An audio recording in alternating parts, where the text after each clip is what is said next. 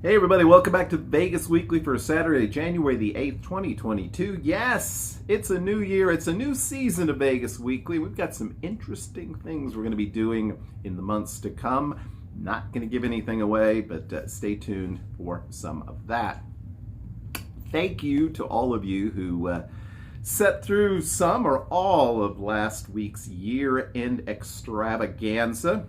Thanks to those folks who contributed to the show with a Vegas tip. Congratulations again to our friend Crystal, who was the winner of the $25 Amazon gift card. But definitely a big shout out to all those people who participated. Now, this week we're going to focus in on a topic that we've covered in some detail several times on the show. We're not really going to get into the basics of it. But we're going to be talking about comps, and we're going to be talking about comps in the context of some big changes that were announced this week by MGM Resorts. As is often the case when changes like this are announced, the initial response is pretty negative. And the companies tend to bring this on themselves because the announcements they make always, for some reason, seem to highlight whatever they're taking away from customers instead of what they're giving them. And perhaps that's some kind of a marketing trick where you throw out the negative stuff first and then you come in with something positive at the end to make people feel a little bit better.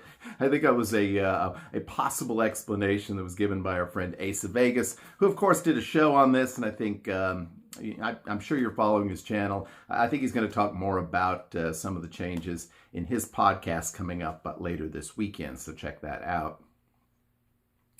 The MGM properties on the Strip, which of course have for years been Mirage and Bellagio, and of course it's not going to be Mirage for much longer, but Aria, Park MGM, New York, MGM, Luxor, Excalibur, Mandalay Bay, all of those properties that are in many cases iconic to Las Vegas, and places that in many cases are very desirable locations. I think one of the differences between MGM and Caesars traditionally is that MGM has more properties which I think are seen as upscale or very desirable places to stay. Whereas with Caesars, you have Caesars Palace, obviously, and, you have places like Paris or Cromwell, maybe Planet Hollywood, but it's just not quite the same cachet. And so it is interesting that when I look at some of the changes coming to their loyalty program, it begins to resemble more and more their competitor, more or less across the street. M Life, as the MGM loyalty program has been known for as long as I can remember, I'm guessing at least a decade, hasn't changed that much really over time. I can't think of any significant changes in the last 7-8 years at least. Traditionally, MGM has been more partial to table game players. I think that's changed a lot in recent years. I know a lot of folks who have a moderate slot budget. They play from $300 to $500 a day, and they continue to get really, really good room offers, including free play and resort credits from most of at least the mid-level MGM properties, and sometimes beyond that. Of course, how much you actually earn as far as credits is going to depend a little bit on how lucky you are on any particular trip, so that'll affect it. But even I get room comp offers from M Life, at least at the lower end properties, and I haven't really gambled a lot with that program over the years. I will say one thing that has changed, in addition to maybe a little bit more focus on machine players, is that M Life used to be very property specific. If you played a lot at Mirage, you might get really good room offers at Mirage, but probably not at Mandalay Bay. The last few years, the room offers have been much more property wide, and it doesn't seem to matter that much where you play. I pretty much never play at Excalibur, and yet I always have room offers there because, well, it's probably their lowest end property, so much like people who don't play very much at Caesars typically will have room offers at places like Harrah's or Flamingo. In the same way, if you don't play a lot at M Life, you probably still had offers at Luxor or Excalibur going forward. Well, as I said, it's been known as M Life for many years. They're now changing the name starting February 1st to MGM Rewards, which is interesting. A few years ago, Caesars changed the name of their loyalty program from Total Reward to Caesars Rewards. And now we're going to have MGM Rewards. There are some other changes that MGM is making that make it look like they're maybe not copying directly, but certainly taking some of the ideas that Caesars has used for a few years and incorporating them into their own loyalty program. One thing that has really kind of gotten under people's skin about the initial announcements from MGM is the way they're valuing hotel spend. Now, a lot of people think that if you stay at a resort in Las Vegas and you don't gamble very much, there's really no point having a loyalty card or using that card. But that's not true, because most all the properties anymore also value your hotel spend. So your room charge, any meals you might eat in that property that you charge to the room. If you go to the pool for a day and you rent a cabana, you go to a show there at the property, all those can count towards earning more points. And you get more perks typically by earning more points.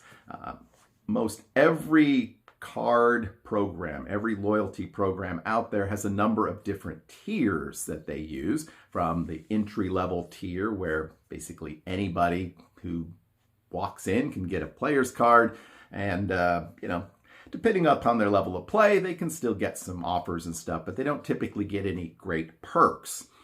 And then typically there'll be 2, 3, 4 more levels depending upon how much you spend, how much you gamble, etc. Well, as I said, you can actually elevate your status within these loyalty programs just based on hotel spend. And MGM was one of the most generous when it came to valuing hotel spend, because if you spent $100, you would earn 25 tier credits, as they're called, for each dollar you spent. So, a $100 hotel stay, you've earned 2,500 tier credits. If you spent $1,000 over the course of a year with MGM, you'd earn 25,000 tier credits. Interestingly enough, to go from the lowest level at MGM, which is Sapphire, to Pearl required 25,000 points. So I'm guessing an awful lot of folks managed to make Pearl just from their hotel stays and food and beverage and that kind of thing without gambling at all. And it does come with a few perks like free parking, there's some discounts, they extend the amount of time you have to use any dollars that you've earned.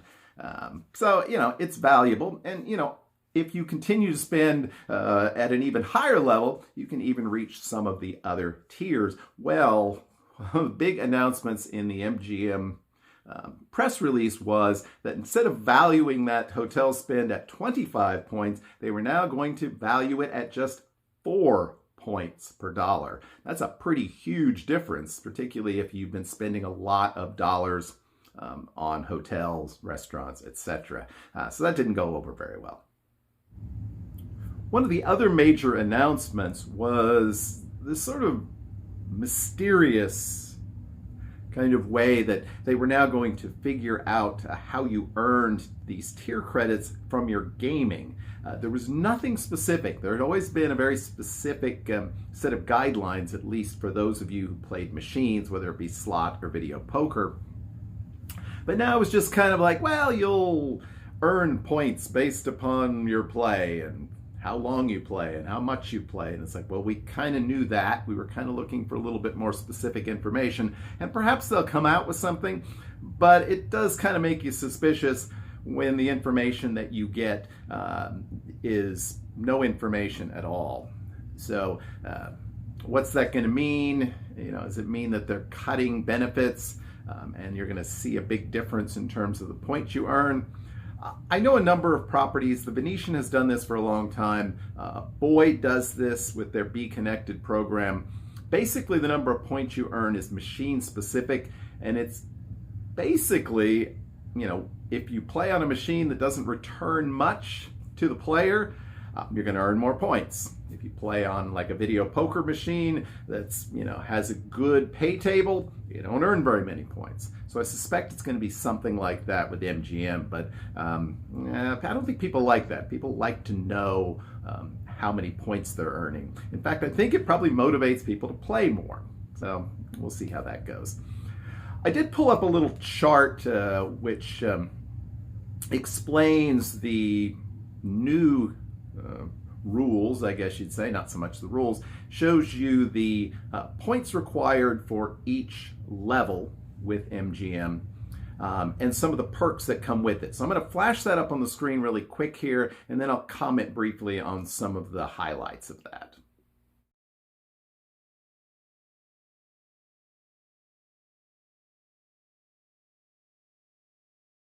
All right, hopefully you got a good look at that. You can always go back and freeze frame it and screenshot it or whatever. Otherwise, it's all that information is on the MLife website in their app and everything, so not a big deal. I want you to focus in on the benefits of the gold level. Now, if you paid any attention, you'll notice that you start out at Sapphire, you go to Pearl, then it's Gold, and then there's a couple of very elite statuses, Platinum and Noir. Those are kind of similar, maybe a bit of a marriage of the sort of 7 stars program at Caesars. Most people will never reach Platinum, or almost no one will ever reach Noir, but the Gold level has a couple of benefits in it that I think are very much worth taking a look at. One of them is a $100 meal benefit. Why is that interesting? Because for years and years, if you've been a diamond player at Caesars, also the 3rd level, in their case it's Gold, Platinum, Diamond, you received a $100 celebration meal. So that's listed now as a very, very similar perk to Gold status with MGM Rewards, as it will be called. And also you'll notice that resort fees are waived for Gold level and above.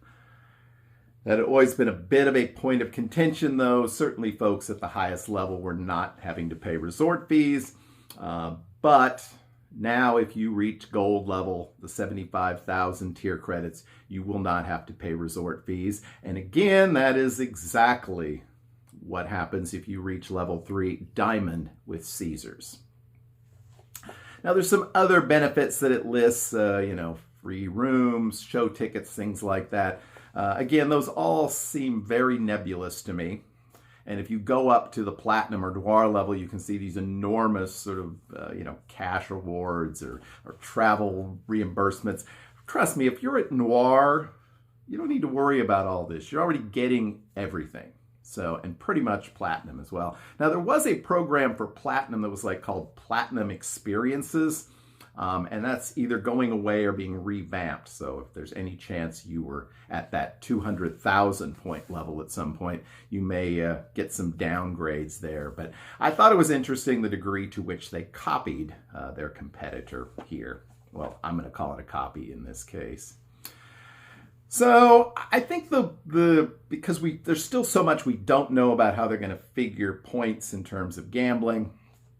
They did reduce the number of tier credits that you need to reach Pearl from 25,000 to 20,000. That was the only change as far as those point levels that they instituted. But yeah, I don't think we know yet what the gambling points are going to look like. So, and we may not really know until people start playing at the MGM property sometime after February 1 when the program kicks off. Now they're giving you the month of January this year to earn additional tier credits to sort of cement your status for the next year.